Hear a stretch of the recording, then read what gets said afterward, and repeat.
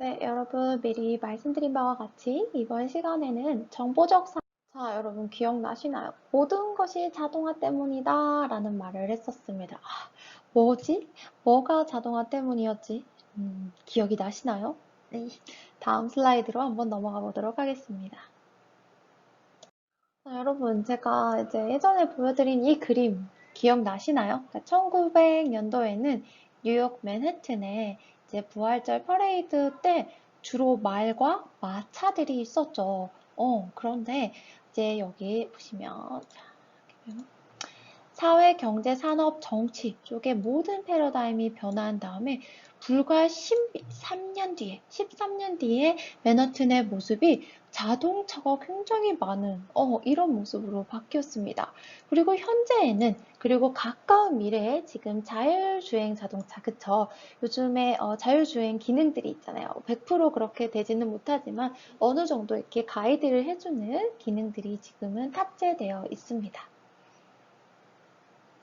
자, 그러면 우리가 4차 산업혁명뿐만 아니라 이제 산업혁명이라는 말을 굉장히 많이 하게 되는데, 이제 1차 산업혁명과 2차 산업혁명, 그다음에 3차와 4차가 있는데, 1, 2차는 육체 노동을 자동화해주는 거였다. 찰리 채플린의 공장 기억나시나요?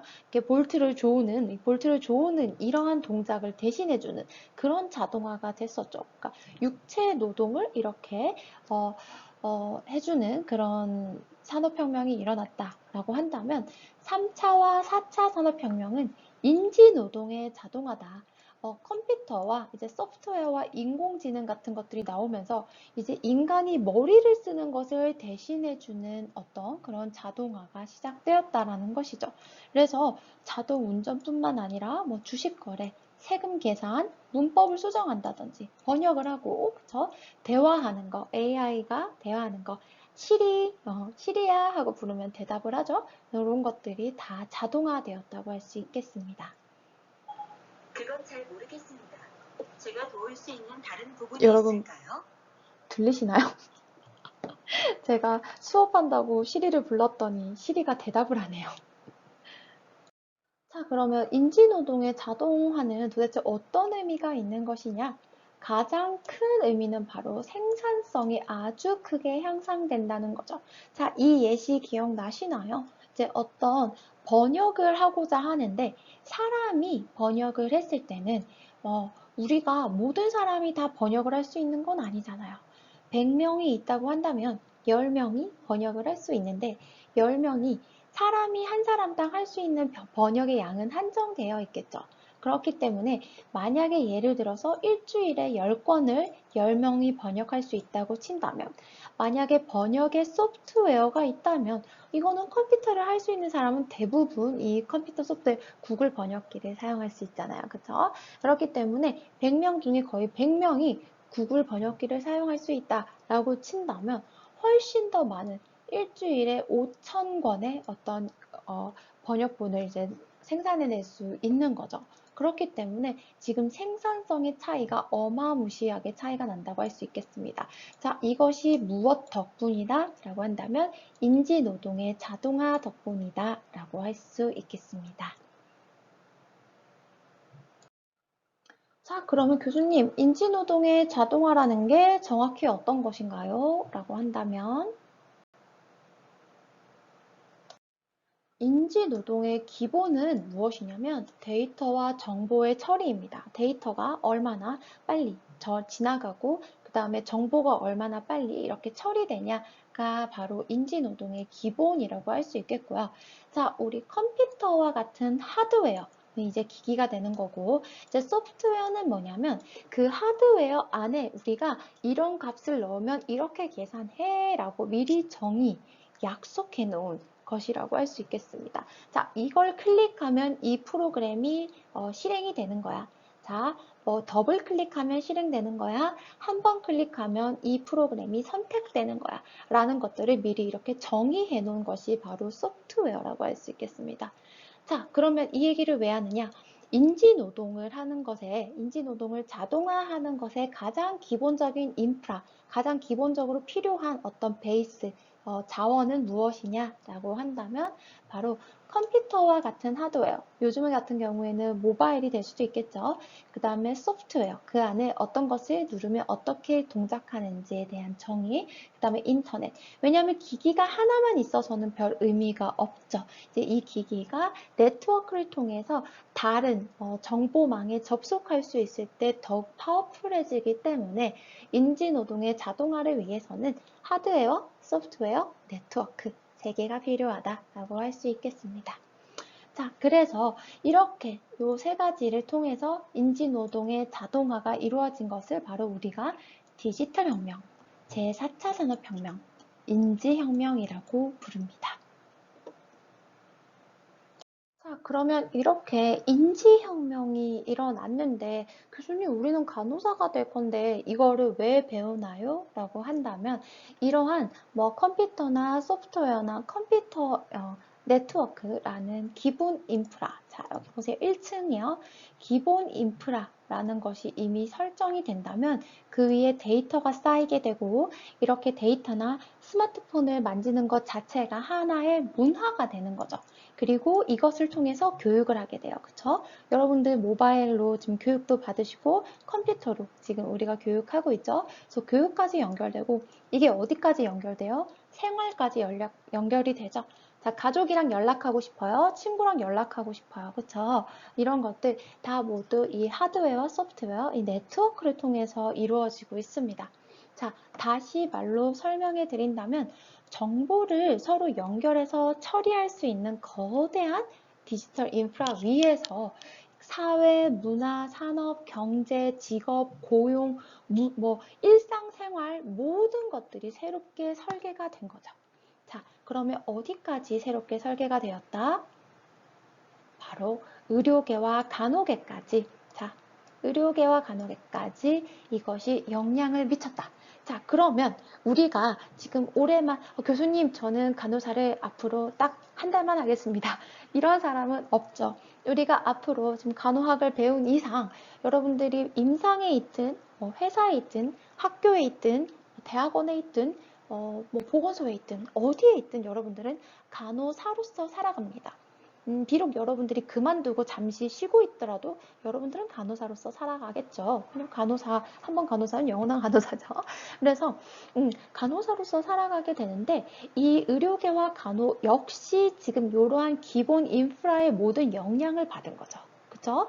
병원에 가면 컴퓨터로 EMR 시스템을 하고, 그쵸? 혈압이나 체중계 다 컴퓨터, 기기로 재개되어 있죠. 만약에 어떤 게 있나요? 중환자실에 EKG를 달고 있다 환자가 EKG 달고 있으면 여기에서 리딩되는 EKG 그래프가 컴퓨터 화면에 나타남은 물론 그것이 병원 정보 시스템으로 연결이 되고 그 연결된 것이 분석되어서 이제 탁과로 분석도 가죠. 영상의학과로 전달이 되고 영상의학과에서 분석한 결과를 다시 우리 중환자실이나 그 환자 시스템으로 다시 돌려와서 이런 것들이 굉장히 지금 이미 다 인프라가 다 확립이 되었기 때문에 우리 간호계에 우리가 이런 정보화학을 제외하고 저는 교수님 간호만 열심히 하겠습니다. 라는 것이 안 된다는 거죠. 그쵸? 요즘 저는 컴퓨터를 사용하지 않고 간호를 한번 해보겠습니다. 글쎄요. 어디에서 가능할지 모르겠지만 지금은 병원에서 모두 컴퓨터, 모바일, 요즘에 이제 주요 병원들은 모바일로 EMR을 다 보죠. 그래서 간호사들이 출근하기 전에 환자의 기록을 미리 다 보면서 오는 경우 퇴근하고 나서도 환자의 기록을 볼 수도 있고요. 그런 사회이기 때문에 여러분들이 교수님 저는 컴맹이라서 정말 무서워요 라고 하더라도 어느 정도의 일정 수준 정도는 우리가 컴퓨터나 이런 정보화학에 익숙해져야만 하고 사실은 여러분들 이미 익숙해요. 카톡 쓰시죠? 그쵸?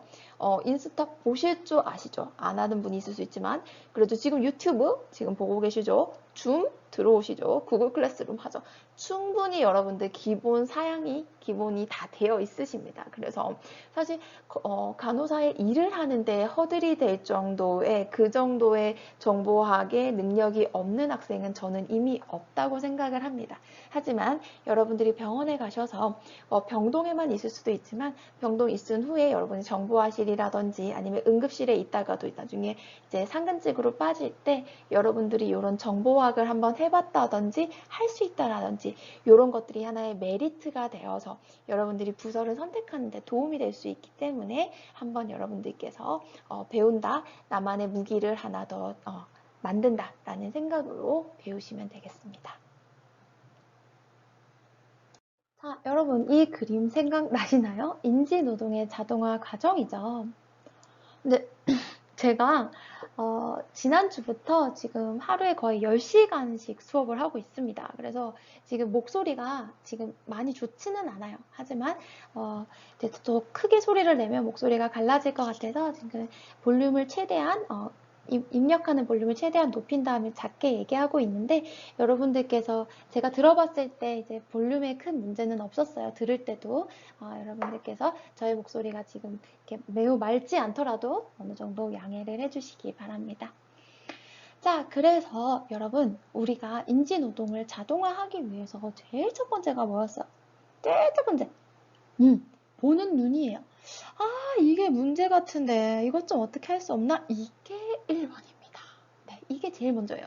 이걸 찾지 못하는 사람은 그 무엇도 자동화로 시킬 수가 없어요. 그래서 이게 뭔지 알아요, 여러분? 말로 바로 아이디어라고 하는 겁니다. 그래서 나 이거 너무 불편해. 이거 좀 자동화할 수 없나? 라는 것이 바로 아이디어이고 정보화의 첫걸음이라고 할 수 있겠습니다. 자, 그래서 1번 적절한 정보의 요소를 찾는 거죠. 문제 상황을 찾은 다음에 이거 어떤 것들을 정보로 만들어야지 조금 자동화시킬 수 있을까? 자, 이분은 아이고 택시 언제 오냐 이거 기다리다가 날 다 가겠네. 이게 너무 불편한 거예요. 그래서 택시 어디 있는지 정말 이것 좀 알 수 없나?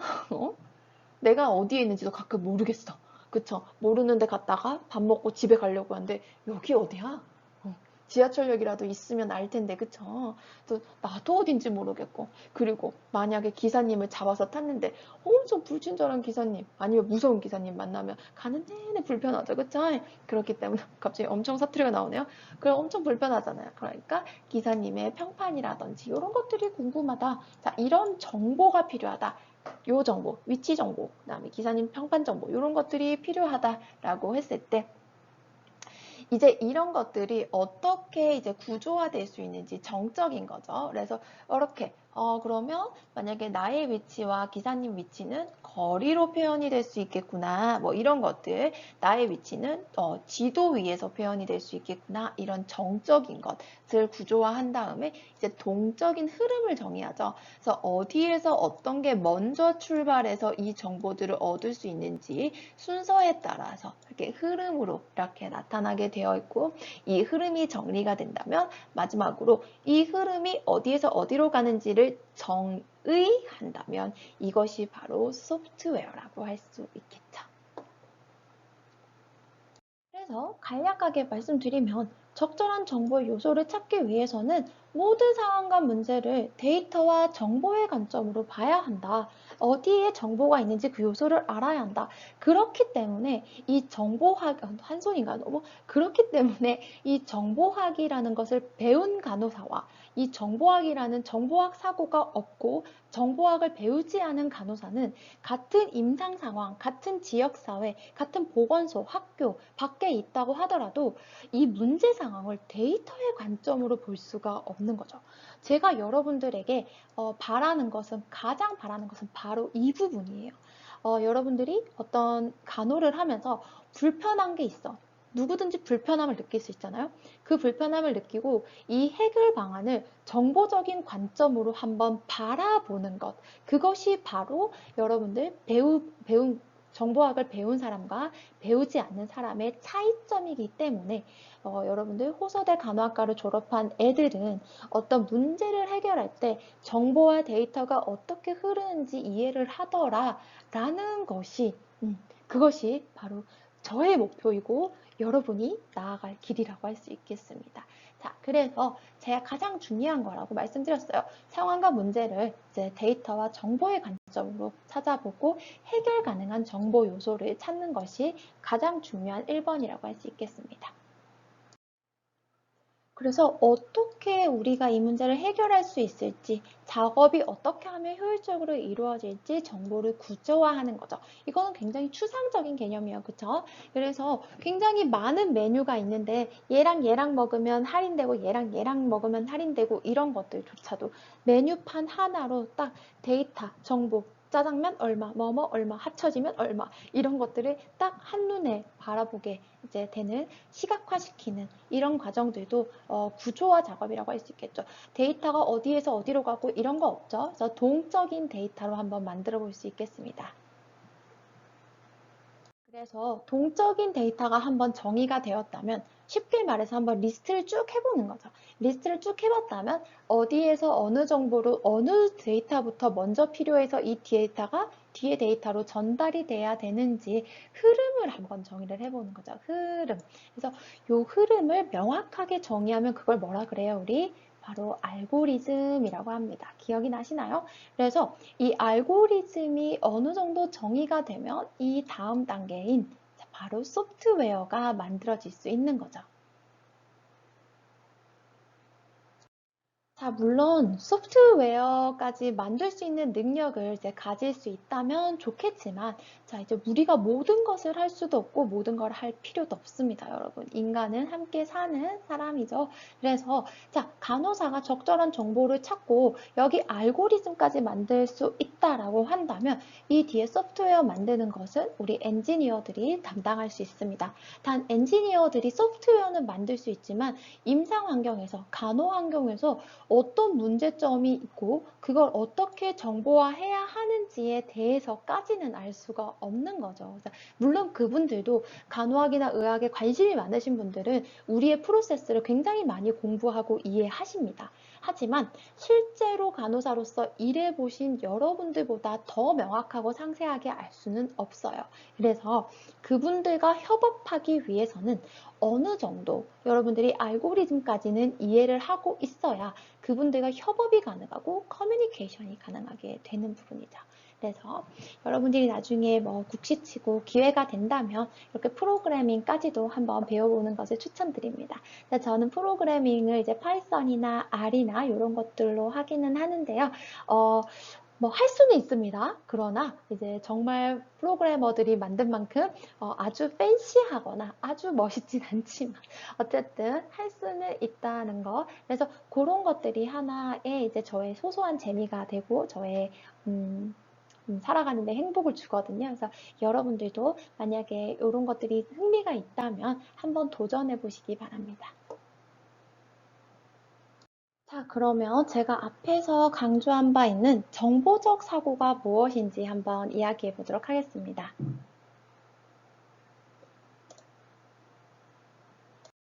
정보적 사고는 바로 이런 것이죠. 자, 우리가 사는 세상에서 어떤 문제점을 발견하고, 그쵸? 문제점을 발견한 다음에 그 문제를 정의하는 거죠. 리스트, 동적으로, 정적으로 리스트를 한 다음에 이것에 대한 해결책을 이제 알고리즘으로 만들어서 구현한다면 해결될 거다라는 사고를 할 수 있는 능력이 바로 정보적 사고라고 할 수 있겠습니다.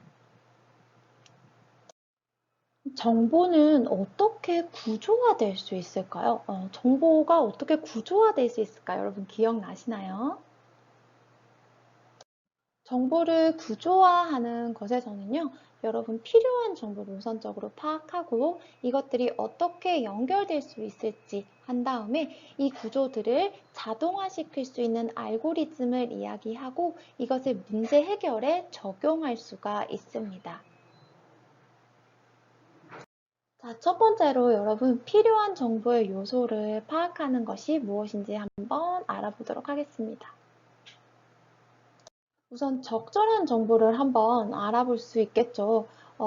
적절한 정보를 아는 것만으로도 사실은 어느 정도 효율성이라든지 만족도가 이미 향상이 됩니다. 예를 들어 그런 거죠. 제가 그 배달 앱에서도요, 옛날에는 왜 그런 거 있었잖아요. 짜장면 시키고 정말 안 오면 전화해서 언제 와요? 이러면 답은 정해져 있죠. 출발했습니다. 네.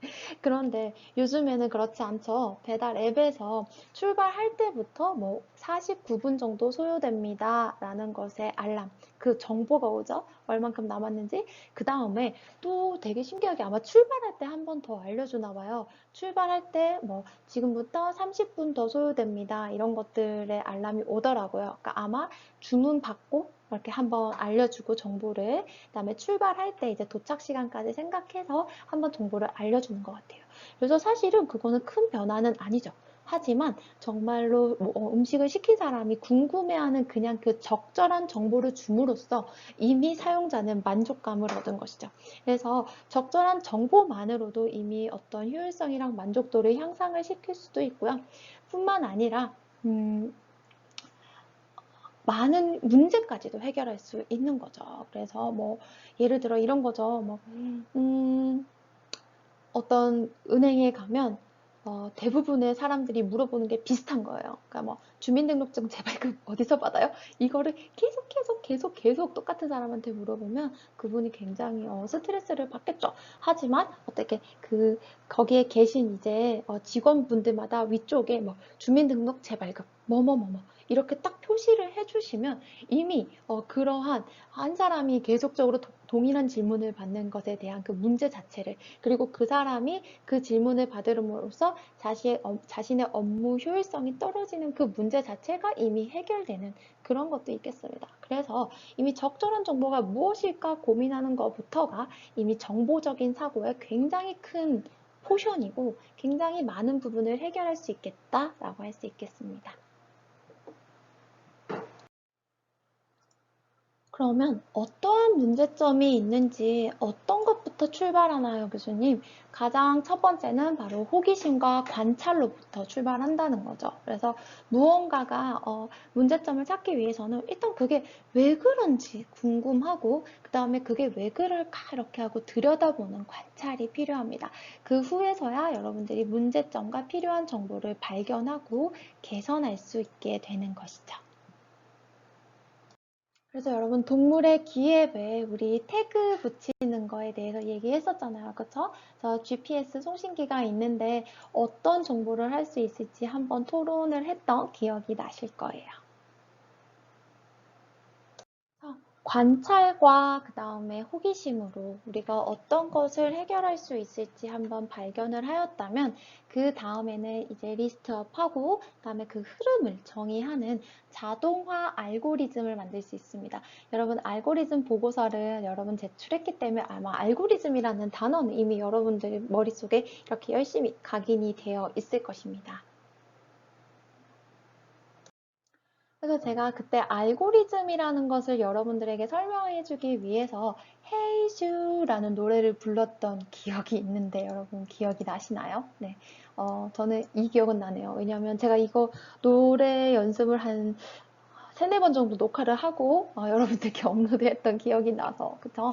그래서 어떤 가사들도 왜 요즘에는 랩에서는 이제 훅이라고 하죠. 훅이라는 부분도 있고 앞에 인트로가 있는데 훅이라는 거는 왜 인트로하고 훅을 한번 하고 다른 데다 갔다가 또 훅이 한번 오고 이런 식으로 이렇게 돌게 되잖아요. 그래서 결국 헤이즈라든지 어떤 팝송들도 이제 후렴구가 있기 때문에 후렴은 계속 반복되니까 이렇게 왔다 갔다의 순서가 있다. 결국에는 알고리즘이라는 것도 하나의 순서도다라는 설명을 하기 위해서 제가 예시를 들었었습니다. 자, 그래서 우리가 흐름을 하나 명확하게 정리를 한다면 문제라는 거에서 어떤 정보가 필요한지 추출하고 이렇게 리스트업, 추상화 모델을 한 다음에는 이 정보들이 어떤 순서대로 흐르는지 알고리즘을 만들고 난 다음에 프로그래밍을 하면 컴퓨터 소프트웨어가 되고 이런 것도 이제 뭐 어플리케이션이 된다든지 웹사이트가 된다든지 이런 것들로 해서 우리가 애초에 찾은 문제를 해결할 수 있게 되는 것이었습니다. 여러분 기억나시나요? 네. 이러한 알고리즘을 소프트웨어로 만들 수 있는 것이 바로 프로그래밍 언어라고 할 수 있겠죠. 그러니까 그 문제 해결을 찾아서 알고리즘을 그려서 프로그래밍이 되는 게 이제 마지막 단계인데 이제 우리 정보학 수업에서는 요 마지막 단계인 프로그래밍 언어를 한번 여러분께서 한번 만져볼 수 있는 기회를 가지게 되시겠다. 그러니까 이 정보학 사고의 마지막 단계를 한번 해보는 경험을 할 수 있겠다라고 말씀드릴 수 있겠습니다. 제가 그 당시에 아마 여러분들에게 파이썬이라는 프로그래밍 언어랑 뭐 여러 가지가 있어요. 정말 너무 많답니다. 뭐 R이라는 것도 있고 주로 통계에서 많이 사용하는 거고 이제 뭐 컴퓨터 데이터 사이언스에서 많이 사용하는 거고 파이썬이랑 R 두 개인데요. 자, 이 두 개 중에서 저희는 이제 우선은 하나만 파이썬 가장 많이 사용하고 그 다음에 유저 프렌들리하다, 인간의 언어에 가까운 구조이다 라고 평가받는 파이썬을 우리는 정보학 수업에서 한번 해보도록 하겠습니다. 그것으로써 우리가 정보적 사고를 한번 하나의 루트를 다 경험하게 되겠다라고 생각하시면 되겠습니다.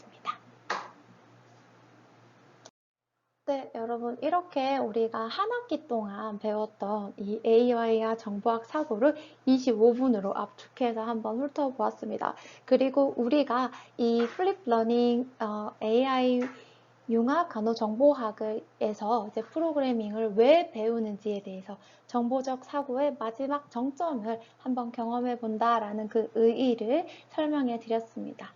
자, 여러분 수고 많으셨고요. 이제 다음 시간에 만나도록 하겠습니다.